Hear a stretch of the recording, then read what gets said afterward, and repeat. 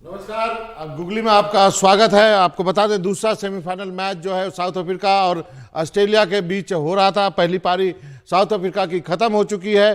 South Africa ने 212 run बनाए हैं, जिसमें कि डेविड मिलर का शानदार शतक है, लेकिन डेविड मिलर जो है वो शतक बनाते ही आउट हो गए हैं। अब आप कह सकते हैं कि ये बिलो पावर स्कोर है।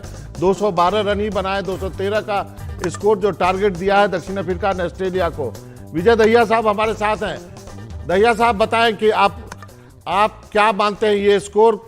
खैर ये स्कोर तो उतना लंबा नहीं है जितना होना चाहिए, फिर भी क्या इस स्कोर पे फाइट की जा सकती है कलकत्ता के पिच पे लाइट्स में? जी हाँ, फाइट करने की तो कोशिश साउथ अफ्रीका पूरा करेगी, लेकिन आपने कहा इतना स्कोर नहीं है। 24 पे 4 थे और उसके बाद यहाँ तक आ गए हैं।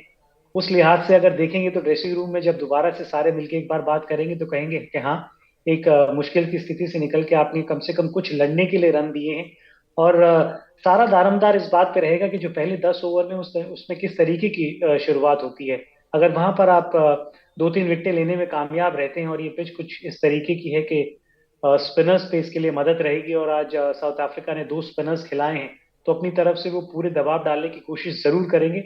लेकिन पहले 10 ओवर इस गेम का रुख बता देंगे कि एक गेम किस तरफ जा रहा है। विजय दहिया साहब आप जरा इस पर बात कर सकते हैं हम कि जो साउथ अफ्रीकन टीम की मनोस्थिति है वो क्या थी इस मैच में जाने के पहले। एक चोकर का टैग उनके ऊपर लगा हुआ है पहले से कि वो ये सेमीफाइनल में आके फाइनल में आके वो चोक कर जाते हैं, परफॉर्म नहीं कर पाते हैं। क्विंटन डिकॉक 500 से ज़्यादा रन, 600 के करीब रन, उसके बाद भी जाकर के ये हालत है और पूरी बैटिंग लाइन ऊपर की जो है उड़ गई चंद ओवरों में। देखिए, अगर हम उस चीज के बारे में हम पहले भी बात कर चुके हैं कि वो जो टैग उनके नाम के साथ लगा हुआ है ना, और हम जब चर्चा कर रहे थे तो ये कह रहे थे कि ऐसे बहुत कम खिलाड़ी हैं कि उन मुकाबलों में वो खेले हुए हैं जहां पर वो उस सोच के साथ उतरेंगे। और वो कोशिश पूरे का पूरा ड्रेसिंग रूम या कोचिंग स्टाफ है वो ये कहने की कोशिश करेगा कि इस वर्ल्ड कप में अब तक हम कैसा खेल रहे हैं, और जिस टीम के खिलाफ आप खेल रहे हैं उस टीम के खिलाफ आपने एक बहुत बड़ी जीत भी हासिल की थी लीग स्टेजेस के मैचेस के अंदर। तो आप उस कॉन्फिडेंस के साथ जरूर जाना चाहेंगे, क्योंकि जब आप ऐसे स्तर पे या इस तरीके के मैच में पहुंच जाते हैं ना, तो फिर आप सिर्फ पॉजिटिव चीजों की तरफ नजर डालना चाहते हैं। ये आपने बिल्कुल ठीक कहा कि आपके जो सबसे सफल बल्लेबाज इस टूर्नामेंट में अब तक रहे हैं उनके ऊपर सबकी नजरें थी कि वो कैसा खेलते हैं। लेकिन जब स्ट्रोक प्लेयर्स होते हैं ना बाबा, जब वो आउट होते हैं तो ऐसा लगता है कि क्या जरूरत थी इस तरीके की शॉट मारने की। लेकिन वो उसी तरीके से खेलते हुए तो उन्होंने ये सारे रन बनाए होते हैं। तो स्ट्रोक प्लेयर के साथ आपको ये सोच रखनी पड़ेगी कि वो जब खेलेंगे तो $1 मिलियन लगेंगे, और जब आउट होते हैं तो कई बार बहुत साधारण खिलाड़ी लगते हैं। लेकिन क्विंटन की तो आपने बात की, मिलर की बात कैसे ना करें। दूसरा ये मैच है पूरे इस टूर्नामेंट में जहां उन्होंने 50 या उससे ज्यादा का स्कोर बनाया है। सेमीफाइनल मुकाबला 24 पे 4 थे जब वो बल्लेबाजी करने के लिए आए, और सिर्फ इस तरीके की दरकार करते रहे कि कोई दूसरी तरफ साथी खिलाड़ी मिल जाए। वो उनको उस तरीके से मिला नहीं, और उसकी वजह से आप देखें तो एक बड़ा स्कोर जो चाह रहे थे, और वो बड़ा स्कोर ऐसा नहीं था कि आप 300 350 से ऊपर की बात यहाँ पर करते, 300 से ऊपर की बात आप यहाँ करते, क्योंकि टॉस जीत के आपने बल्लेबाजी ली। आपको पता था कि किस तरीके की ये पिच है, क्योंकि मौसम भी तो था। अगर मौसम का जब रहता है कि वेदर की प्रॉब्लम हो सकती है तो ज्यादातर आप रनों का पीछा करना पसंद करते हैं, लेकिन पिच, और वो हमने देख भी लिया कि क्यों उन्होंने ये निर्णय लिया था। जिस तरीके से जो पार्ट टाइम बॉलर थे ऑस्ट्रेलिया के, अगर आप उनकी बात करें, ट्रेविस हेड की बात करें, जिन्होंने बदल दिया मैच एक ही ओवर में आकर। क्लासन, अगर क्लासन रहते ना मिलर के साथ तो ये स्कोर 270 भी हो सकता था, क्योंकि क्लासन को जिस तरीके के बल्लेबाज हैं और खासकर स्पिन के खिलाफ वो बहुत बढ़िया खेलते हैं। लेकिन इस तरीके का यह पिच है जहां पर स्पिन के लिए अच्छी खासी मदद मौजूद है। अगर थोड़ी बाउंस भी देखा, थोड़ा सा अनप्रडिक्टेबल सा लगा शुरू में। अगर आप देखें तो फास्ट बॉलर्स को जो विकेटें मिली हैं कहाँ मिली हैं, वो बाउंस की वजह से मिला। अच्छा खासा पिच से वो बाउंस और थोड़ा बहुत सीम कंडीशन भी देखने को मिली। तो ऐसा नहीं है कि साउथ अफ्रीका के पास वो गेंदबाज नहीं है, साउथ अफ्रीका के पास भी उस तरीके के गेंदबाज हैं। लेकिन जब इतना कम रन आप बोर्ड पे लगाते हैं ना, तो इस बात की दिक्कत हो जाती है कि कोई एक भी अगर अच्छी साझेदारी हो जाती है तो फिर मैच आपकी पकड़ से दूर जाने लगता है। और इस मैच को जीतने के लिए ऑस्ट्रेलिया के पास, साउथ अफ्रीका के पास सिर्फ एक ही विकल्प है कि उनको ऑस्ट्रेलिया को आउट करना पड़ेगा। अगर ऑस्ट्रेलिया पूरे 50 ओवर खेल जाएगी तो ये रन बन जाए।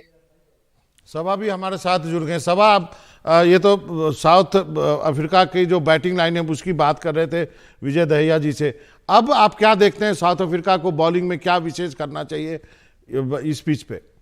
देखिए बाबा, एक जो पॉजिटिव साउथ अफ्रीका के साथ ये है कि चलिए उन्होंने 212 रन तो कम से कम बना लिए। जो स्थिति थी, 4 विकेट उनके गिर गए थे 24 रनों पर, और उस समय एक प्रकार से धावा बोल दिया था ऑस्ट्रेलिया के बॉलर्स ने। वहां से कुछ हद तक वापसी की है। दूसरी बात जो बहुत अहम है यहाँ पर दक्षिण अफ्रीका के लिए, कि उनके पास 5 रेगुलर बॉलर्स हैं। और इस तरह की रणनीति भारत ने भी अपनाई है। उनके पास 3 पेस बॉलर्स हैं, रबाडा हैं, जेरार्ड कोएट्से हैं, उसके साथ साथ मार्को यानसेन है, और 2 स्पिनर्स हैं उनके साथ। तो बहुत कुछ निर्भर करता है कि जो दक्षिण अफ्रीका के पेस बॉलर्स हैं वो किस प्रकार की शुरुआत देते हैं।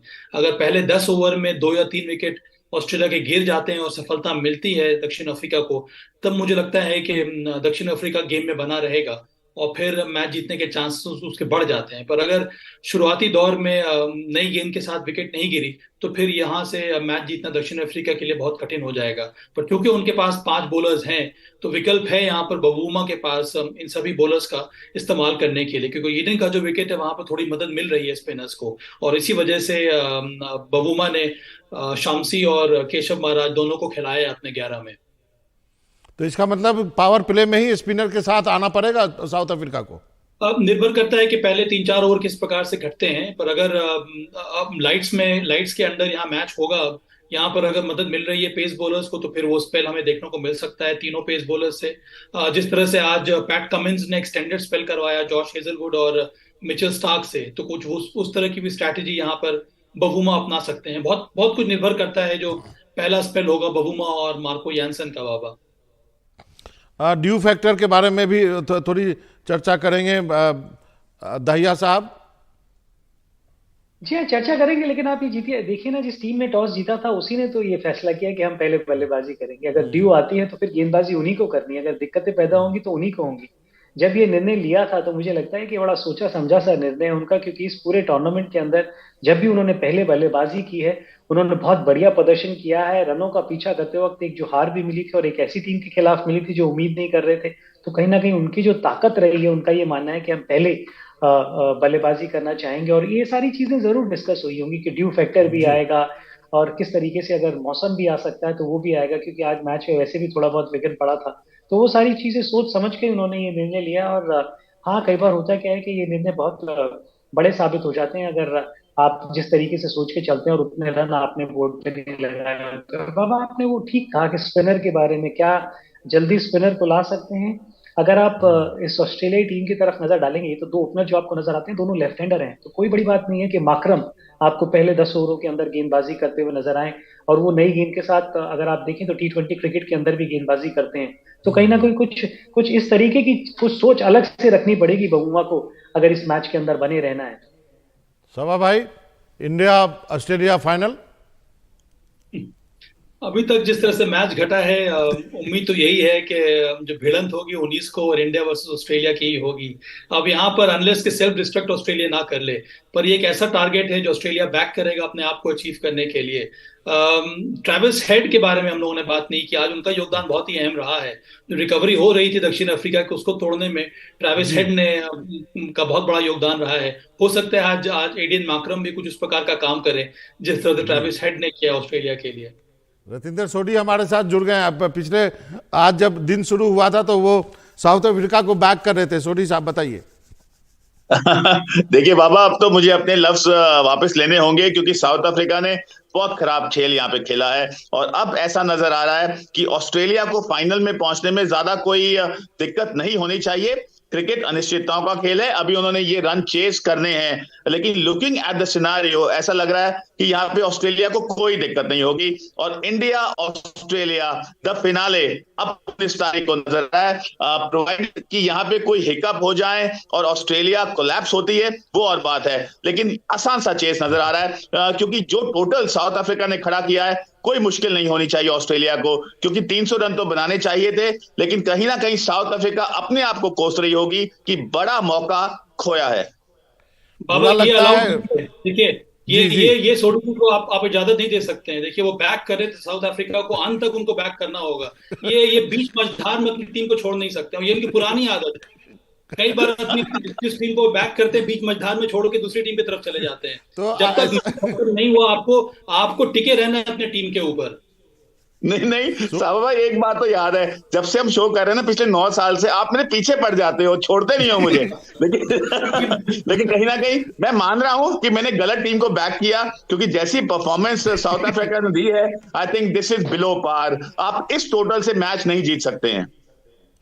चलिए देखते हैं क्या होता है। आप तीनों हमारे साथ जुड़े, वक्त निकाले, उसके लिए शुक्रिया। आप तीनों ऑफ कैमरा आप आपस में बात कर लीजिएगा अभी, इसके बाद मैं आपको तीनों को फ्री करता हूं, क्योंकि वक्त मेरे पास इतना ही है। पोस्ट मैच में फिर बातें करेंगे और आने वाले 2 दिन में जो है उसमें भी बातें करेंगे। वक्त है छोटे से ब्रेक।